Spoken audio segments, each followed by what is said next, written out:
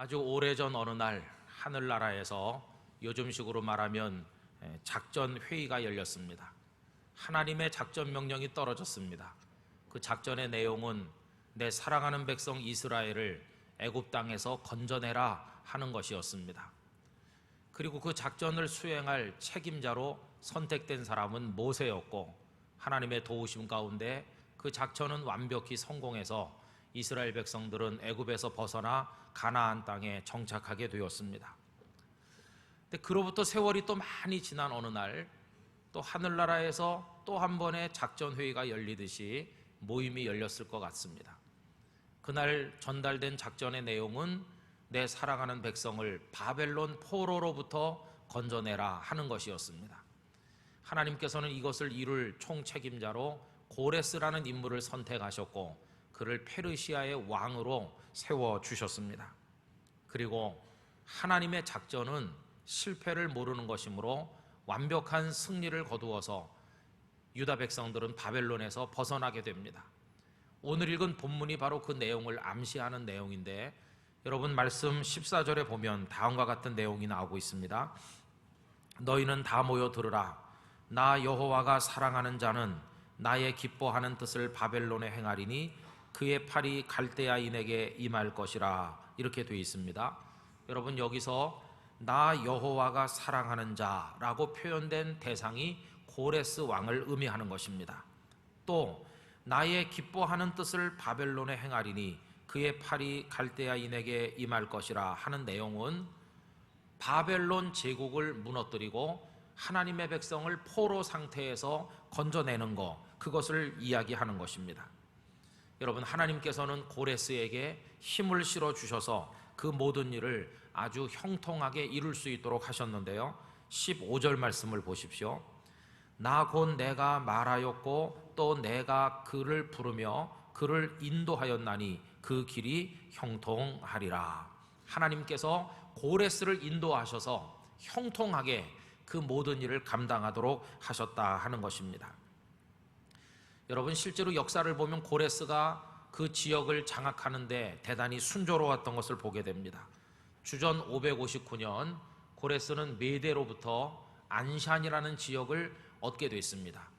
이 안샨이라는 지역이 어딘지에 대해서 1973년 고고학자들은 오늘날의 이란에서 그 지역을 찾아냈는데, 이란에 파르스라는 주가 있고 우리나라 경상도 같은 것이죠. 그 주의 주도인 시라즈라고 하는 지역이 있는데, 거기서 북서쪽으로 얼마 떨어진 탈이 말리안이라는 지역에서 안샨을 뜻하는 많은 유물들을 발굴해내는 데 성공했습니다. 탈이 마냔이라는 지역이 과거에 안샨이었다는 것을 증명하게 된 것입니다. 이 지역을 얻은 고레스는 세력을 키워나가게 됩니다. 그러다가 나중에 메대를 대항해서 일어났는데 그 과정이 아주 순조로웠습니다. 왜냐하면 메대의 실권을 가진 장군이 고레스에게 항복했기 때문입니다. 하르파쿠스가 고레스에게 항복함으로써 이 고레스는 아주 쉽게 메대 제국을 장악하게 됐고, 얼마 후에는 바벨론의 구바루 장군도 고레스에게 투항하면서 이 지역 전체를 석권하는 데 성공하게 됩니다. 이것이 페르시아라는 로마 제국 못지않았던 아주 강력한 제국의 기초를 놓는 대목입니다. 그 이후에 고레스는 조서를 내려서 바벨론에 끌려왔던 하나님의 백성들은 누구든지 다 고국 땅으로 돌아가도 좋다, 이렇게 하게 됩니다. 그래서 여러분, 성경에 기록되어 있는 것처럼 주전 538년 수르바벨을 중심으로 약 5만 명의 유대인들이 예루살렘으로 귀환하게 되었고, 이들은 무너진 예루살렘 성전을 다시 재건하면서 나라의 부흥을 꿈꾸었던 것을 우리가 성경을 통해서 볼 수 있습니다. 여러분, 하나님께서는 작전의 명수이십니다. 하나님께서 세우신 모든 계획에 실패라고 하는 것은 없습니다. 이 세상에 일어나는 모든 것들 속에 한 복판에 하나님께서 서 계시다 하는 것입니다. 우리가 살고 있는 이 환경인 이 지구촌, 우주 만물, 이 세상 자체가 하나님의 계획하심과 설계대로 창조된 하나님의 작품입니다. 그래서 여러분, 12절과 13절 말씀을 우리 한번 소리내서 다 같이 읽어보실까요? 야곱아, 내가 부른 이스라엘아, 내게 들으라. 나는 그니 나는 처음이요 또 나는 마지막이라. 과연 내 손이 땅의 기초를 정하였고 내 오른손이 하늘을 폈나니 내가 그들을 부르면 그것들이 일제히 서느니라. 할렐루야. 땅의 기초를 놓으신 하나님, 하늘을 펴신 하나님이시라고 말씀하고 있는 것입니다. 하나님께서는 창조만 하시고 손을 떼신 게 아닙니다. 창조 이후에 이 세상을 인도하시는데 사람들이 죄 가운데 방탕할 때 홍수로 심판하셨고, 그 가운데 노아의 가족을 건지셨고, 그리고 교만한 사람들이 하늘 끝까지 닿으려고 쌓아 올렸던 바벨탑을 무너뜨리신 분도 하나님이시고, 악한 사람들 가운데 한 사람 아브라함을 택하시고 그 후손으로 자기 백성을 삼으신 분도 하나님이시고, 그리고 그들을 애굽에서 건져내시고 가나안에 정착시키시고 나라를 세우게 하시고 살게 하시고 바벨론에서 포로로 간 그들을 건져내시는 그 모든 역사의 한복판에 하나님께서 계셨다고 하는 것입니다. 여러분, 하나님은 모든 것의 주체이신 그런 분이십니다. 이 일은 하나님께서 계획하시고 당신의 강한 집념과 의지를 따라 진행시켜 나가는 것이기 때문에 하나님 이외의 그 누구도 그 일들에 대해서 미리 아는 자도 없고 남에게 말해줄 수 있는 자도 없다 하는 것입니다. 여러분, 14절 말씀을 다시 한번 보시겠어요? 너희는 다 모여 들으라. 나 여호와가 사랑하는 자는 고레스는 나의 기뻐하는 뜻, 바벨론을 무너뜨리고 백성을 건져내는 그 뜻을 바벨론에 행하리니 그의 팔이 갈대아인에게 임할 것이라 그랬죠. 그 다음 마지막 부분이 무엇입니까? 그들 중에 누가 이 엄청난 일들을 알게 하였느냐 하는 말씀이 나오죠. 여기서 그들은 하나님을 제외한 나머지 모든 존재들을 말합니다. 어떤 현명한 사람, 그리고 영적 존재들, 사람들이 숭배하는 우상들, 사탄, 이 모든 존재들 중 그 누구도 하나님의 계획하심과 하나님의 이루시고자 하는 뜻을 아는 자가 없었고 알지 못하기 때문에 말해줄 수 없다는 것입니다. 여러분, 그 모든 일을 계획하고 추진하시는 분은 우리 아버지 하나님이십니다. 하나님만이 알고 계십니다. 그래서 하나님께서 그것을 당신의 종들을 통해서 하나님의 백성들에게 말씀해 주신다 하는 것입니다. 이렇게 얘기해 놓고 보면 우리가 믿는 하나님 아버지는 세상에 존재하는 다른 것들하고 완전히 격이 다르고 차원이 다른 분이시라는 것을 알게 됩니다. 여러분, 하나님은 우리랑 비슷하거나 우리보다 조금 더 낫거나 그런 분이 아니십니다. 완전히 다른 절대적인 분이 하나님 아버지이십니다. 12절을 다시 한번 읽어보실까요? 야곱아, 내가 부른 이스라엘아, 내게 들으라. 나는 그니 나는 처음이요 또 나는 마지막이라. 할렐루야. 여기 놀라운 선언이 나옵니다. 나는 그니, 내가 바로 그다, 이런 말씀이죠. 여러분, 여기 그가 누굽니까? 사람들이 그토록 만나보고 싶어 하는 분, 이 세상이 존재하게 하신 그 최후의 원인자와 같으신 분, 그리고 사람들이 깜짝 놀랄 일을 이루시는 놀라우신 분, 도대체 어떻게 이런 일이 있을 수 있을까라고, 누가 하셨을까라고 질문할 때 바로 그 주인공이신 분, 모든 것의 배후에 계신 그분이 바로 여기 그라는 존재인데, 하나님께서 말씀하시기를 내가 그다, 이렇게 말씀하고 계시다는 것입니다. 하나님 이외에 그 어떤 존재도 내가 그라고 이야기할 수 있는 존재는 없습니다. 여러분, 그뿐입니까? 하나님께서는 나는 처음이요 마지막이라고 말씀하셨습니다. 하나님께서는 처음도 없고 마지막도 없는 영원 전부터 영원까지 계신 분이신데, 그 하나님은 당신을 제외한 나머지 모든 것들을 시작하게 하시고 끝내시는 분이 하나님이시다, 그 말입니다. 우주 만물이, 세상에 존재하는 모든 것이 하나님의 손에 의해서 출발됐고 하나님의 손에 의해서 끝을 보게 될 것이라고 말씀하고 계신 것입니다. 여러분, 하나님을 빼놓고 이 세상에 영원한 존재는 아무도 없습니다. 우리가 사랑하는 물건, 이 제품도 생산 연월일이 다 있어요, 그죠? 만들어진 날, 그래서 폐기되는 날이 있어요. 멋진 차를 사도 폐차되는 날이 있게 마련이에요. 아무리 좋은 집도 허물고 다시 짓지 않으면 안 될 때가 오는 거 아닙니까? 여러분, 시작과 끝이 있다고 하는 건 우리 사람에게도 똑같이 적용됩니다. 우리들에겐 두 가지 날이 있잖아요. 하나는 태어난 날이고 하나는 세상 떠나는 날인데 이 두 날을 다 가지고 있는 분이 있습니다. 누굽니까? 벌써 죽은 사람들이죠. 여러분 묘비에 가보면 태어난 날과 죽은 날이 다 있어요. 그죠? 그런데 저나 여러분은 지금 태어난 날 하루만 있고 이 두 번째 날은 아직 없어요. 왜 그렇습니까? 아직 살아있으니까. 그러나 아직 살아있긴 하지만 이 두 번째 날이 우리에게도 언젠간 올 거 아니겠어요? 근데 사람들은 이 두 날 중에 첫 번째 날은 생일 케이크를 잘라서 먹고 축하하고 기뻐합니다. 그런데 두 번째 날은 굉장히 두려워하고 두 번째 날이 올까봐 벌벌 떨면서 살아가고 있는 게 우리 사람들의 모습이에요. 두 번째 날 없는 사람 아무도 없어요. 단지 하나님께서 여러 가지를 고려해서 미리 알려주시지 않았을 뿐이에요.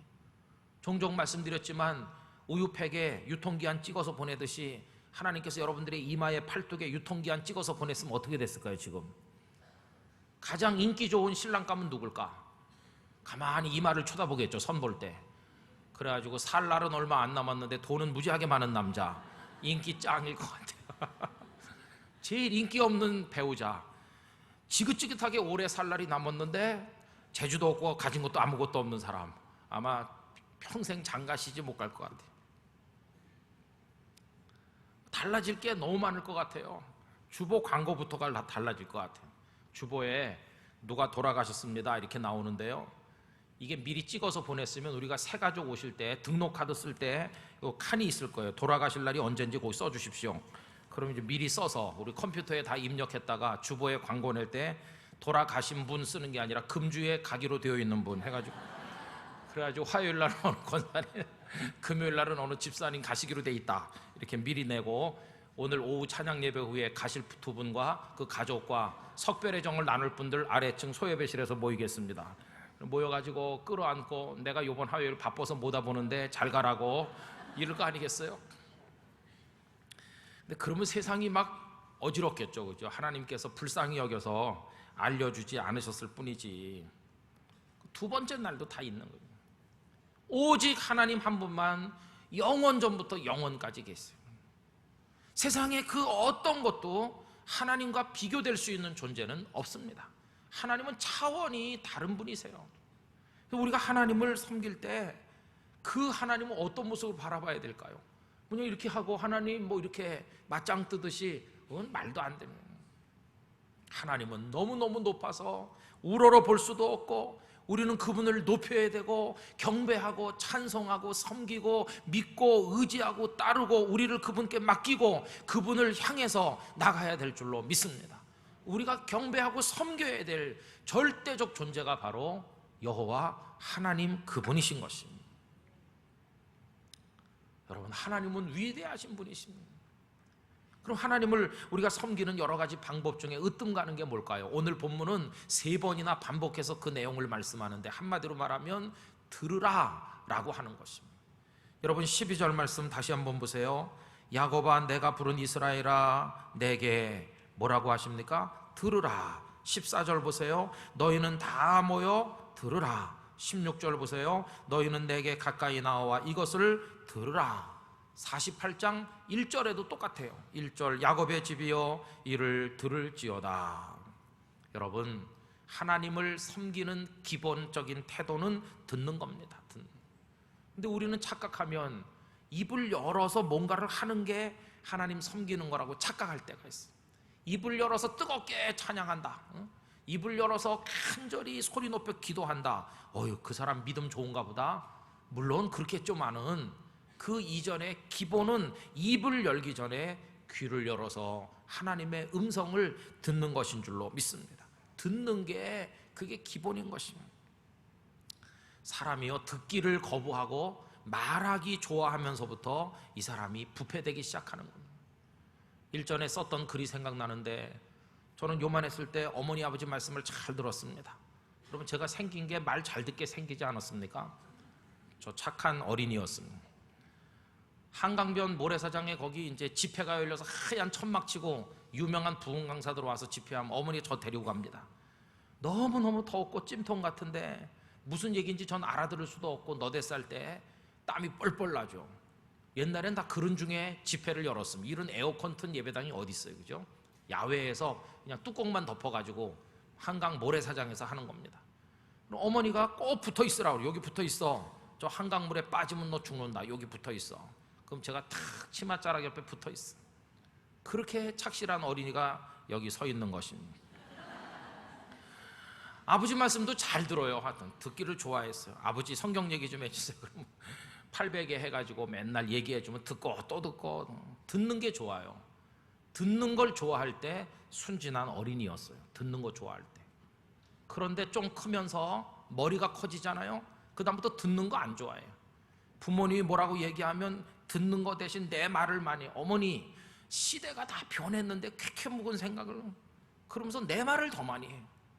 여러분, 부모님의 말씀 듣기보다 내 말 하기를 좋아하면서 부모님의 의견을 묵살하기 시작하면서 자식들은 부모로부터 멀어지기 시작하는 것이에요. 시집 장가나 가놓으면 부모님 말씀 안 듣습니다. 듣기를 거부하는 순간부터 부패되는 것이, 아, 하나님 앞에서도 똑같구나. 하나님의 말씀을 듣는 것보다 내 입을 열기를 좋아하면서부터 우리의 심령이 이게 부패되기 시작한다는 것을 알게 돼요. 여러분, 하나님께서는 즐겨 듣는 사람을 사랑하시는 줄로 믿습니다. 귀를 열고 나와 하나님의 말씀을 들어야 될 줄로 믿습니다. 듣는 데서부터 믿음이 시작이 되는 것입니다. 로마서 10장 17절, 그러므로 믿음은 어디서 난다고요? 들음에서 나며. 할렐루야. 듣지 않으면 믿음도 안 생깁니다. 믿음은 들음에서 나며, 듣는데 뭘 듣느냐? 들음은 그리스도의 말씀으로 말미암아는. 세상 코미디, 무슨 전문가들의 인간적인 얘기, 그런 거 많이 들어서 믿음이 자라는 게 아니라 주 여호와 하나님의 말씀, 우리 그리스도 예수님의 말씀을 들을 때 우리 속에 믿음이 싹트게 되는 줄로 믿습니다. 그래서 여러분, 지금까지는 말하는 거 좋아했지만 이제부터는 듣는 게 좋습니다. 이럴 때 그의 믿음이 자랍니다. 내 생각, 내 개똥 철학, 나의 모든 주장, 이런 거 늘어놓고 살던 사람이 자신의 한계를 깨닫고 입을 닫고 그 대신 귀를 열어 하나님의 뜻을 즐겨 듣게 될 때 그는 믿음이 성장하는 사람이 된다는 것입니다. 여러분, 우리 사무엘처럼 말하게 되길 원합니다. 주여 말씀하시옵소서, 주의 종이 듣겠나이다. 이게 우리가 하나님을 섬기는 기본적인 자세입니다. 듣되 우리는 하나님의 말씀만 들어야 됩니다. 이상한 사이비, 이단, 인간적인 얘기, 재미난 얘기, 그런 거 듣는 게 아니라 하나님의 말씀, 이 성경 속에 언급된 하나님의 말씀. 그래서 저는 가장 탁월한 설교는 재밌고 유창한 설교가 아니고 하나님의 말씀을 정확히 전달해 주는 설교가 으뜸이라고 생각을 하고요, 그 하나님의 말씀을 듣는 귀가 열린 성도가 가장 훌륭하고 행복한 성도인 줄로 믿습니다. 여러분들이 그렇게 되시기를 주님의 이름으로 기원하는 것입니다. 이스라엘 백성들이 가장 소중히 여기는 말씀이 있죠. 신명기 6장 4절 이하에 소위 쉐마라고 하는 것이죠. 들으라 이스라엘아, 이렇게 시작돼요. 그죠? 그런데 우리 성경에는 이게 번역이 이스라엘아 들으라로 나와요. 그러나 원문 성경은 들으라라는 단어가 첫 단어입니다. 들으라 이스라엘아. 이 들으라가 쉐마거든요. 그래서 그 아랫절 몇 절을 다 한꺼번에 쉐마라고 부르죠. 너희는 들어라, 하나님의 말씀을 듣고 네 가슴에 새겨야 된다. 미간에 붙여서 표를 삼고 이마에 여기 손목에도 메고, 그리고 네 자녀에게 부지런히 가르쳐라. 뭐를? 하나님의 말씀을. 그러기 위해서 너는 들어야 된다. 이게 그들이 하나님께 가진 기본적인 태도였습니다. 여러분, 하나님은 교만한 사람 안 좋아하시고 겸손한 사람 사랑하신다는 거 아시잖아요. 그럼 겸손을 표현하는 방법이 뭡니까? 귀담아 듣는 겁니다. 막 떠버리면서 자기 얘기 하나님 앞에 늘어놓는 거, 그 겸손한 태도가 아니지요. 그죠? 그러니까 겸손한 사람은 기본적으로 듣게 돼 있어요. 그리고 정말 하나님의 음성 듣기를 사모해야 될 이유가 또 있는데요, 그건 뭐냐 하면 여기까지 내 인생을 인도하신 하나님께서 앞으로는 나를 어떻게 인도해 가실 계획을 가지고 계신지 여러분 그거 알고 싶지 않으십니까? 오늘 읽은 이 성경 말씀은 아까 서두에서 말씀드린 것처럼 바벨론의 포로로 끌려가 있는 유다 백성을 고레스라는 사람을 통해서 구원해 내시려는 하나님의 계획이 담겨 있는 말씀인데 그 뜻만 있는 건 아닙니다. 오늘 이 말씀은 예언으로서 이중적 의미를 가지고 있고 신약 성경을 통과하는 말씀을 가지고 있거든요. 여러분, 여기 고레스는요, 누구를 상징하는 거냐 하면 우리 구주 예수님을 상징하는 존재거든요. 고레스가 무너뜨리게 될 바벨론 제국은 뭘 상징하는 것인가? 그것은 사탄의 나라, 죄악의 나라, 사망의 나라를 의미하는 것이거든요. 고레스가 바벨론을 무너뜨리고 유다 백성을 건진다 하는 이 메시지는 예수 그리스도께서 오셔서 죄악과 사망과 사탄의 나라를 무너뜨리시고 저와 여러분을 영원한 생명의 나라로 건져 구원하신다는 것을 보여주는 의미가 그 속에 담겨 있다는 것입니다. 그리고 오늘 여기 나오는 이사야 48장 얘기는 우리를 위한 하나님의 계획인 것이, 우리를 위한, 그때 그 유다 사람들을 위한 계획에서 끝나는 게 아니라 오늘 우리를 위한 하나님의 계획이 여기 언급되어 있다는 것입니다. 그리고 예수님께서 이루어 가시는 우리의 구원을 위한 그 프로젝트, 그 작전의 핵심이 뭐냐 하면 십자가와 부활인 것이, 십자가를 통해 죄와 형벌을 해결하시고 부활을 통해 죽음의 문제를 해결하심으로 우리를 영원한 생명으로 인도해 가시는 줄로 믿습니다. 그리고 이 놀라운 생명의 복음을 믿을 수 있는 마음이 우리 속에 생기게 만들어주시는 분이 바로 성령이시거든요. 오늘 본문 16절 끝에 가보면 성령을 언급하고 있습니다. 16절 끝에요, 이제는 주 여호와께서 나와 그의 영을 보내셨느니라. 할렐루야. 지금 성령께서 오늘 이 예배 중에 함께 하시는 줄로 믿습니다. 여러분들의 마음속에 함께 하여 계시는 것이에요. 이 자리에 나와서 예배하고 하나님 말씀을 귀 기울여 들을 수 있다는 이 자체가 이미 우리 속에 성령께서 역사하고 계신 증거라는 것입니다. 그래서 우리에게 복음을 믿으라고 말씀해 주시는 거죠. 여러분, 종종 영화를 보면은요, 자기네 군대가 어디 포로로 잡혔는데 특공대를 투입해서 포로를 구출해내는 그런 영화들이 많이 있습니다. 특공대원이 와서 포로를 건져냅니다. 그리고 포로에게 말해줍니다. 어디로 가라, 거기 헬기가 대기하고 있다. 그럼 이 사람은 헬기가 대기 중인 곳으로 달려가야 구출될 수 있습니다. 마찬가지로 예수님께서 오셔서 이루어 놓으신 생명의 복음을 우리가 믿어야 하늘나라 헬기에 올라타는 것과 같아요. 성령께서 우리에게 말씀합니다. 어느 부분에 헬기가 대기 중이야 그러는 것처럼 너 예수님의 십자가와 부활의 복음을 믿어라. 믿으면 너는 구원받는다.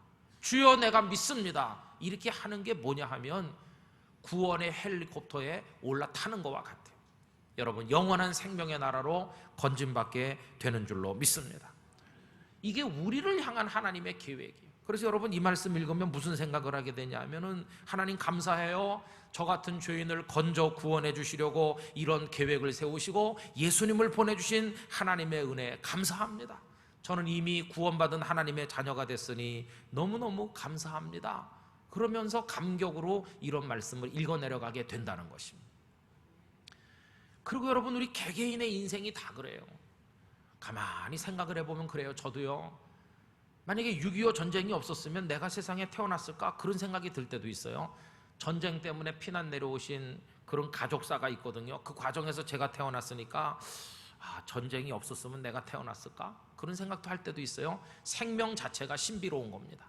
그리고 또 성장해서 공부도 하고 살다가, 그리고 또 하나님이 주신 그 여자를 만났고 그 애들이 태어났고 우리 가정이 형성이 됐고 여기 땅끝교회 목사가 됐는데 참 신기해요. 여러분, 저는 서울에 있을 때 여기 영도라는 섬이 있는지도 몰랐거든요. 제가 영도 중앙교회를 찾아가지고 일부러 영도 중앙교회 목사가 돼야 되겠다 이렇게 했다면 아마 찾지도 못하고 오지도 못했을 겁니다. 그런데 어떻게 된 게 여기 지금 와서 있는지 가만히 생각해보면 다 신기한 거예요. 그죠? 참 신기해요. 여러분도 어떻게 여기 와가지고 매주일 저랑 이렇게 얼굴을 마주보고 있습니까?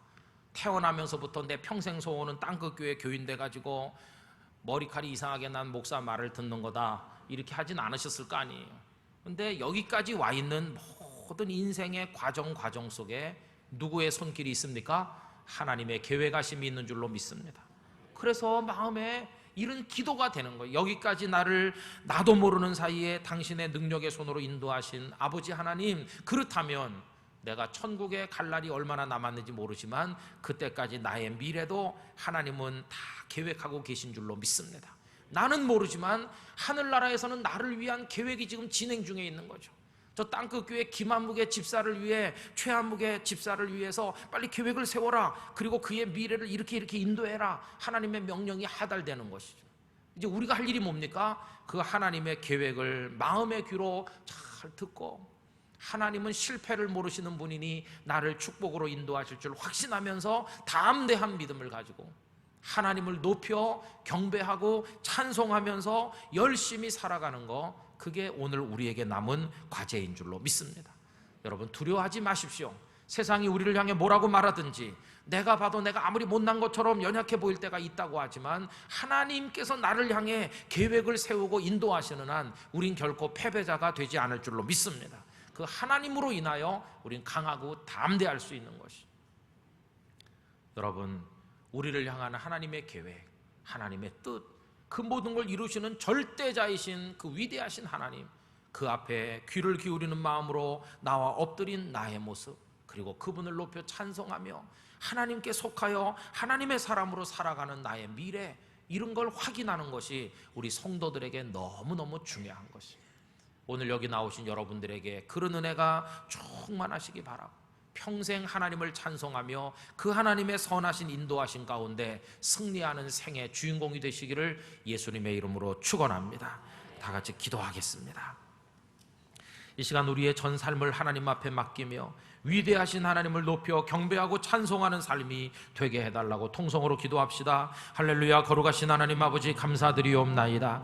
우리같이 미천하고 연약한 존재들을 하나님은 영원 전부터 선택하셨고 우리를 세우셨고 이끄셨고 여기까지 인도하셨습니다. 우리를 향한 하나님의 아름다운 구원의 계획이 있습니다. 우리를 이끌어 가실 줄로 믿습니다. 하나님을 높입니다. 찬송합니다. 하나님의 말씀에 귀를 기울이고 하나님을 의지하며 살기를 원하나이다. 하나님 축복하여 주시옵소서. 우리 땅 그 교회와 성도들 가정과 삶에 하나님의 은총을 내려 주시옵소서. 여기까지 선한 계획으로 인도해 오신 하나님을 찬양합니다. 우리를 건져 구원하신 하나님을 찬송하나이다. 우리를 향한 하나님의 계획이 분명히 세워져 있고 그 계획대로 이루어 가실 줄로 믿습니다. 하나님을 의지합니다. 두려워하지 않고 놀라지 말고 하나님을 높이며 찬송하며 승리하도록 인도해 주옵소서. 예수님의 이름으로 기도하옵나이다. 아멘.